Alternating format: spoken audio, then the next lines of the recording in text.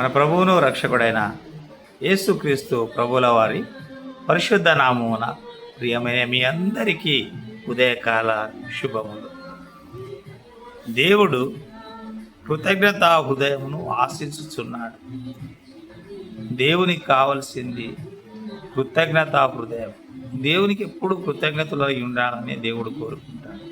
దేవుడు ఇంకేమీ కోరుకోడు. దేవుడు ఆశించేది నీ యొక్క కృతజ్ఞతా హృదయాన్ని. కీర్తనలు 50:14 దేవునికి స్తుతియాగము చేయుము, మహోన్నతునికి నీ మొక్కుబడులు చెల్లించు. దేవునికి స్తుతియాగము చేయుము. దేవుణ్ణి స్తుతించాలి, దేవుణ్ణి మహిమపరచాలి, దేవుణ్ణి గణపరచాలి. అదే స్తుతి యాగం.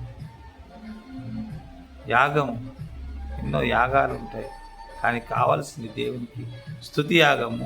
మహోన్నతునికి నీ మొక్కుబడులు చెల్లించుము. ఎందుకంటే దేవుడు కృతజ్ఞత హృదయమును నీ నుంచి ఆశిస్తున్నాడు. దేవుడు మేలులు చేసినప్పుడు మేలులకు ముందు మనం చాలా ప్రార్థిస్తుంటాం, దేవుని చాలా అడుగుతుంటాం. మేలు జరిగిపోయిన తర్వాత దేవుణ్ణి మనం కొన్నిసార్లు మనం కొన్ని బలహీనలం కాబట్టి దేవుణ్ణి మర్చిపోతాం. కానీ దేవుడు మనల్ని మర్చిపోడు. మన నుంచి ఆశించేది బలులు కాదు, అర్పణలు కాదు, డబ్బు కాదు, ఇంకేది కాదు.